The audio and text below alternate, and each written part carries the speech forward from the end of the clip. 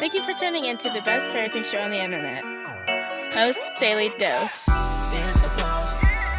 It's the Post. It's the Post. The Post Daily Dose. It's the Post. It's the Post. It's the Post. The Post Daily Dose. It's the Post. It's the Post. Hey there, Post+Institute. This is Kristi, Saul, the co-founder, coming at you live with the best little parenting show on the internet. I hope you guys are doing amazing today. I want to start by, of course, plugging these books real quick. Brian's book, From Fear to Love, that you can get at feartolovebook.com. That's the best place to get it. Best price, plus there's some super little bonuses that you get. You get a bonus audio version along with a bonus podcast when you purchase from that site. And then here's the awesome companion workbook, currently only available in print at Amazon.com. But I am working on it, man. I'm working on it. I've just been a little bit busy with a few other things that are a little more important, right? Like last week, being at the hospital with my daughter. That was a pretty big and pretty important deal. I just want to pause for a minute on that and just express, I got to tell you what.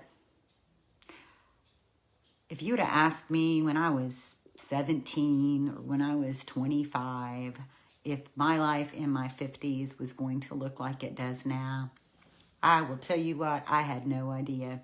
No earthly idea that it would look the way it does. But I will tell you, I feel completely blessed.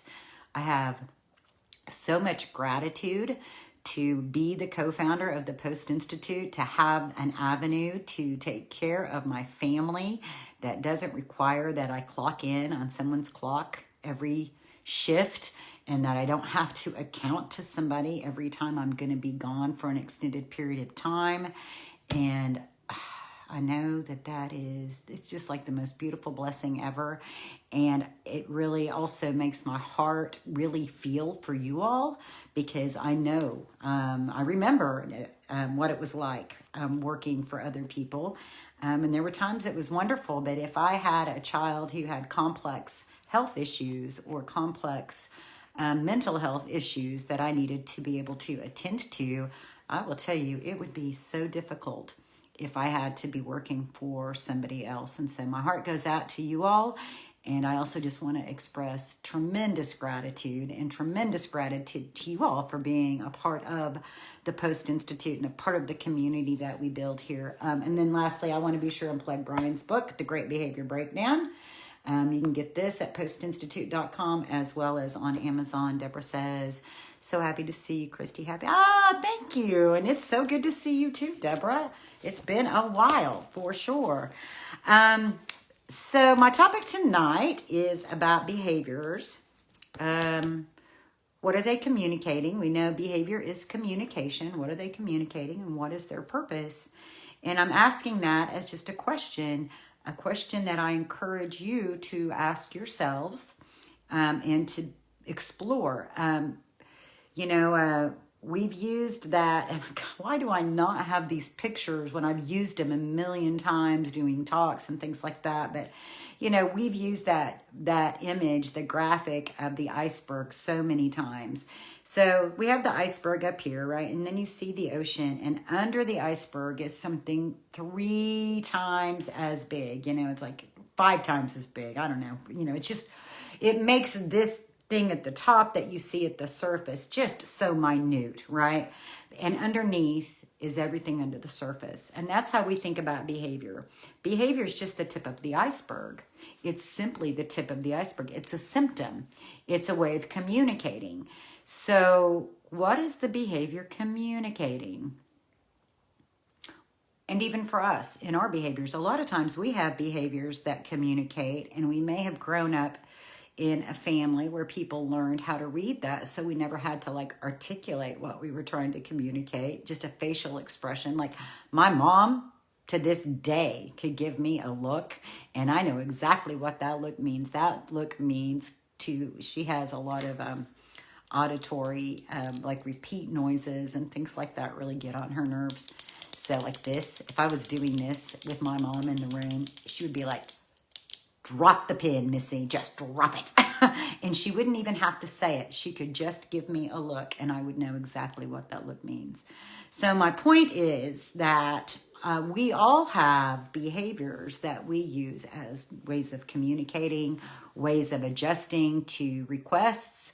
I'm a big old eye roller. When I get news that requires me to adjust, like I thought it was going to go this way and now I found out it's going to go this way, you can pretty well bet I'm going to, that's it. That's my adjustment. I need to do that. I take a deep breath, I roll my eyes, and then I'm usually ready to move on and adjust the way I need to. My point being, we all have different behaviors that communicate and they help us. They serve a purpose for us. So the question of what is the behavior communicating and what purpose does it serve is something that I encourage you to be thoughtful about when you think of your children. And I'm thinking about, interestingly enough, I had a couple of different little conversations today in social media. One was right here on our Facebook page, and it was a mom talking about her child who's 11, repeating words. Like she gets on a word. She said almond was the word a while back, and she gets really fixated on the word and just repeats it. Period was a word. And it's funny, as she said that, as I read it, I thought about how I don't know because, my child's not in the public school setting, but I know last year when she was hanging out with her peers, that was a very popular word. Period, right? Period. I don't even know who started it. It may have been Nicki Minaj, but I don't know for sure. But it was one of those, it was a pop culture thing, right? And so as soon as I read that, I thought, I could literally hear this little girl saying that word over and over and over again. And now there's something else that she's on that she just repeats over and over again. And I can imagine a few things from a parenting perspective. One, just the repetition could be a little annoying. We're all human, right? So it could just start getting on your nerves a little bit. That would be one piece of it. And then I think sometimes too, we begin to get anxious for certain behaviors that our children demonstrate because we get afraid of what their peers will say or what teachers will say or how is this going to get them in trouble or how is it going to affect their social life, right? So there's a couple of different layers of like the anxiety factor and the fear factor that we parents can get into with regards to certain kinds of behaviors. Now, one of the things that I tend to go towards, especially for our children who have been through so much, is if the behavior isn't dangerous to themselves or anybody else, I just don't put it at the top of the list of my concerns because there are so many other things that can catch our attention. But with this particular story, what struck me was it felt like, how little kids will repeat a word over and over and over and over and over and over. And I'm sitting here doing that over and over and over and over. And as I do it, just in that little amount of time, it starts sounding a little different. Do you guys remember doing that? Or was that just me? Well, if you've never done it, I encourage you to give that a try. Just pick any old word and just repeat it over and over and over and over and over. And after just a little bit, it starts to sound like an entirely different word. And it's just kind of a funny little thing to do.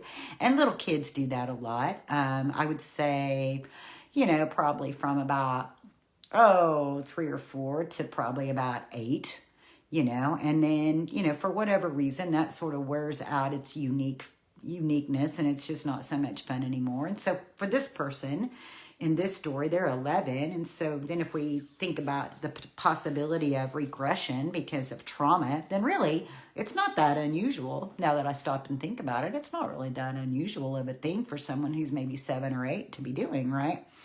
So what I encouraged was not to get too worried about the behavior, but to, one, notice when it happens. Because if it has anything to do with anxiety or nervousness, then that would be important to know, wouldn't it?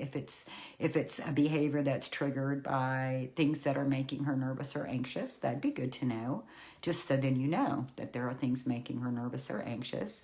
I also encourage the thinking of it, like how little kids do that over and over, because it's just sort of entertaining at the brain level. And it's like exploring linguistics, and how funny that is. And then the other piece of it was just thinking about the purpose that there, it almost felt like if you think of some of the behaviors that people think of as self-stimming, right? Self-stimulating behaviors, self-soothing behaviors. It could be something that is soothing to her, almost like verbal rocking, because it's repetitive and it's rhythmic. Just because it's coming out of the mouth doesn't necessarily mean it doesn't have the same impact for that child. So it just, in sharing this, it's just like this process of exploring what does it feel like to be behind. And so then I also encourage the mom to try it, try it, maybe not while the child's around. Like, you don't want to be doing it in a way that's like making fun of or anything like that, or being sarcastic, because that can hurt. But just to try it and see what it felt like to her, because that might give her an avenue. It may give her a different perspective of the purpose that behavior serves. I remember Brian talking one time, and the way he said it just made the most perfect sense. And I could remember actually working with families when I did home-based therapy, having this same thought. We think about different behaviors or different activities that our children are engaged in that we are worried about, like gaming, being on their phone all the time, social media, or just different things that they're doing repetitively that may be getting on our nerves. And I remember, if you're going to try to extinguish a behavior, you need to know the purpose it serves, and you need to be ready to meet the need it serves. If there may be a need being served by the behavior, and if you just try to take the behavior out, then you're missing the point that there was a purpose being served. So we have to understand a little bit about what the purpose is, what the need is that's being met. And then that puts it in our lap as the adults to see if we can find other avenues for the need to be met, if we're going to try to invite our children out of certain behaviors.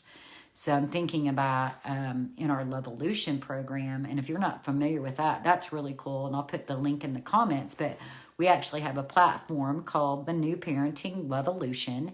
It has about, probably over 50 hours of education, videos, podcasts, webinars that Brian has done. It's just really incredible in terms of the amount of content that's available to the members. And then we also have a private Facebook page where parents can come talk about a specific issue or a specific challenge, and really you get feedback really quickly. And it's still a relatively small group. There's less than 100 parents and professionals involved, and we have some really good, well-trained post therapists who are on that platform, and I chime in too. And so a mom she just came to vent. She was like, oh my God, I'm so frustrated. It's like everything we do, everything I try to do, it feels like there's all this sort of friction and this argumentative style of relating. And I found myself thinking, I know kids like that. I've had a lot of kids like that in my life. And now that I think about it, it can be so frustrating, because you just want to be able to give an instruction or help them do something that they don't know how to do, and be able to just make it no big deal and go on about your business. But this thing that could have taken 5 minutes, now we're like an hour into it, right? Because there's all the back and forth. And it just makes me think that I think sometimes, I do know that that kind of argumentative style of relating comes from fear. That any places that you find yourself in that energy of where you feel like you're battling for control with your child, issues of control are rooted in trust and safety. So if you see that coming up repeatedly, you don't always have to address the trust and safety right in the moment, although you can. You can actually say things like, I can tell it's hard for you to trust what I'm saying. That's easy, right? You could just say, I can tell it's hard. And then you just say that, you can just feel all of the anxiety, even that we have as adults in that moment. You can just go, it just deflates. Just deflates it so quickly. So to be able to say, I can tell you're having a hard time trusting what I'm saying, or I can tell it's hard for you to take these directions that I'm trying to give. That's all right. And then just leave that, just to sort of take the air and the energy out of all that anxiety that's coming up. And remember when we were looking at the Great Behavior Breakdown last week, and we were talking about chores, and we were talking about, we feel like we're asking something that's completely non-threatening, you know, to go brush your teeth. Go brush your teeth. Well, what we don't realize for many of our children, one, like in the book, it just spelled this out so beautifully. So you're asking them like to leave the television or to turn the TV off and go brush your teeth. Well, we know when we stress, we regress. So let's assume that this child might be regressing to a place that's 2 or younger. And so then we're thinking about 2 or younger and realizing that's very concrete thinking. So they may even slip down into a place where the television going off feels like the TV is never going to come back on again. So wow, that's a big deal. That could be really triggering and anxiety provoking. Then we're asking them to transition from being in the living room to the bedroom, or the bathroom rather, to brush their teeth. Well, you know, if that's a really big deal and that's a really big issue for your child, then, you know, you could actually put a cup of water, 2 cups, and I only know this because for a while I didn't have a sink that my daughter, who's mobile by wheelchair, could get to. So you could actually brush your teeth at the kitchen table. You get 2 cups. One has water, one's empty. You brush your teeth, you spit in one, rinse with the other, spit in the cup, we're done. Then they never even had to leave the room. I don't know, that just popped into my little pea brain. So, but let's just imagine for our kids, and you really want them to use the bathroom or to brush their teeth, then they have to transition from being in one room to the other room. Well, we know for our kids, transitions are really difficult. It's just, it takes a lot, you know. For me, I can transition with a roll of my eyes and a big sigh. You know, there's still a part of me that's like that little 16-year-old, right? I'm in my 50s and I still roll my eyes and sigh for that transition and that adjustment. So we have to give them space. We have to give them space to adjust to that request so they can go in. And then imagine if your child has any sort of hypersensitivities to touch. I know a lot of our kids have issues with taste, touch, things in their mouth. All of that can be a really big deal. In fact, I remember talking to a company about a year ago, and they had some special toothbrushes that were supposed to be helpful for children who had oral sensitivities. A lot of our kids do. A lot of our children have oral sensitivities, and so then you've got all of this anxiety about going into the bathroom and brushing your teeth, and then you come out and then somebody smells your breath to make sure you really brushed your teeth. And maybe, you know, so something that seems so innocent, such a little request. Do you see how it became a really big deal just in this conversation? And that's not even exploring every single in and out. So even saying, I get the feeling that it's a little scary. I get the feeling it's a little scary to leave the television right now to go brush your teeth. Let's go do it together. Let's go do it together. Let's go do it together. For many of our children, finding, you know, having your finger on the pulse to be able to have a really strong sense of what their emotional age is in that moment is so very helpful. Remembering that when we stress, we regress. For a lot of children who come from tough places, day in and day out, their emotional age is, I find this so common, their emotional age is about 4 years younger than their chronological age. I don't know why 4 years is so magical, but I see it consistently. Now, that doesn't mean it's 100% of the time. It's just like where they function the majority of the time. So you'll have a 12-year-old that functions emotionally more like an 8-year-old. And over time, the gap between the chronological age and the emotional age begins to close up. Over time, that's that piece where Bruce Perry says positive relationship and positive environment over time helps to create healing at the brain level. That's because we're getting more oxytocin released. They're becoming more familiar with the rhythm, the undercurrent of your family. Trust is being established. It takes a long time to get that foundation of trust and security built. Remember what I said, when you're having challenges that feel like battles of control, that's there, your child is kind of dipping into a place that has to do with safety and trust. And our battle is learning about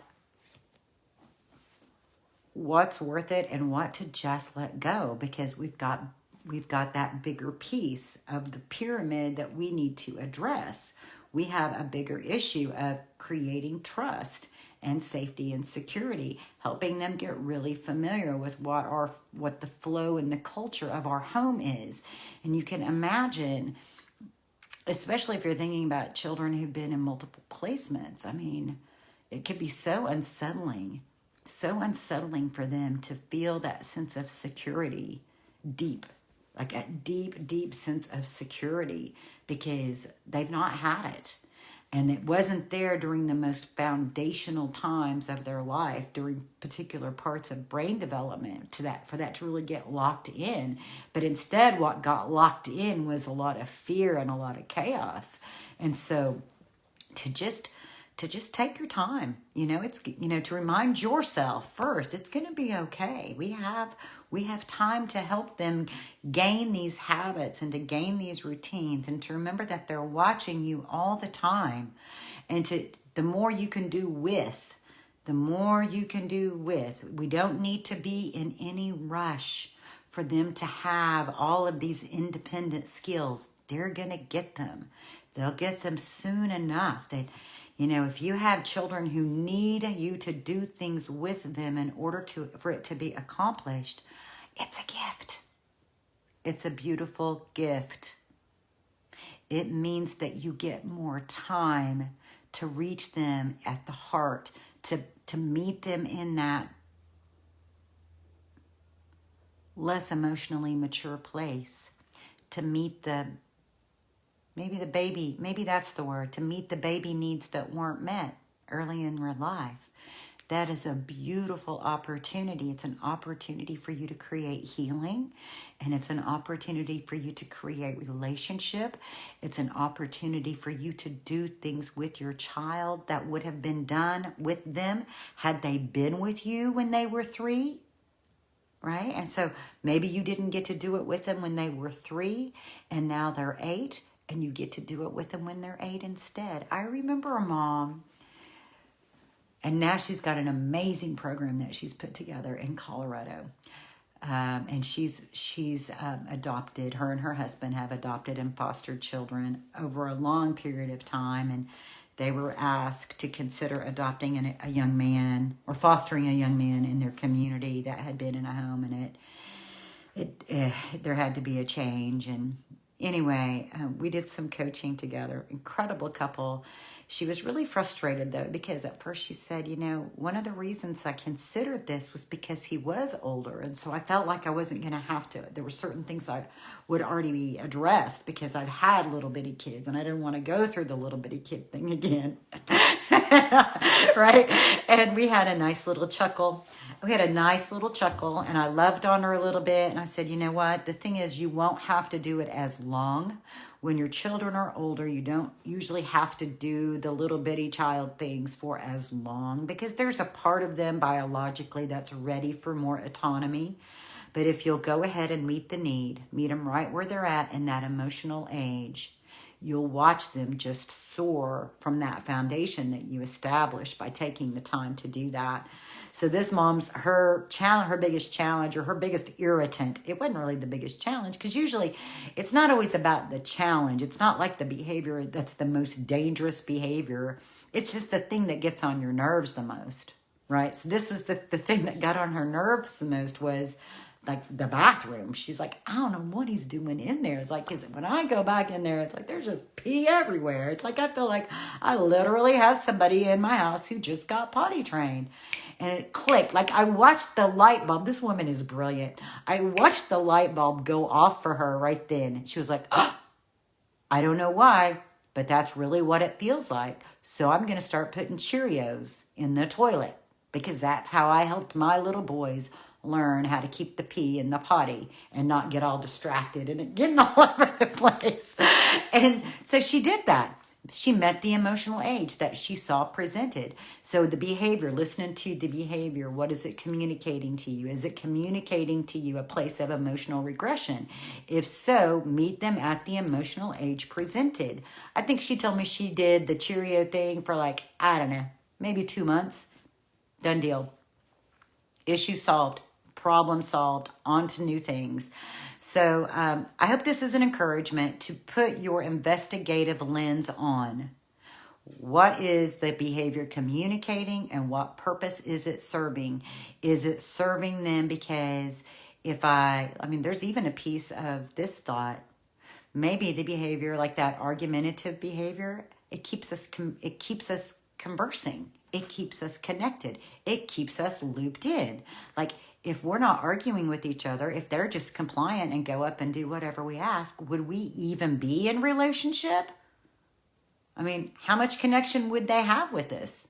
Are we being present at other times? Are we engaging in ways that are more playful and more fun to counterbalance the need to be in relationships that get served by this kind of argumentative friction? Something worth thinking about. I don't know. But the point being to just explore with an open heart, to understand that oftentimes behaviors can be like coping mechanisms. Sometimes coping mechanisms outlive their usefulness, but they're still there. So just being able to get behind the lens of your child, trust that they are literally doing the best that they can. They are not consciously aware. Most of the things that they're doing, just like all of us, 95% of behavior is driven by the subconscious. So they're not even aware of it. So don't get all crazy. Put your exploratory little lens on.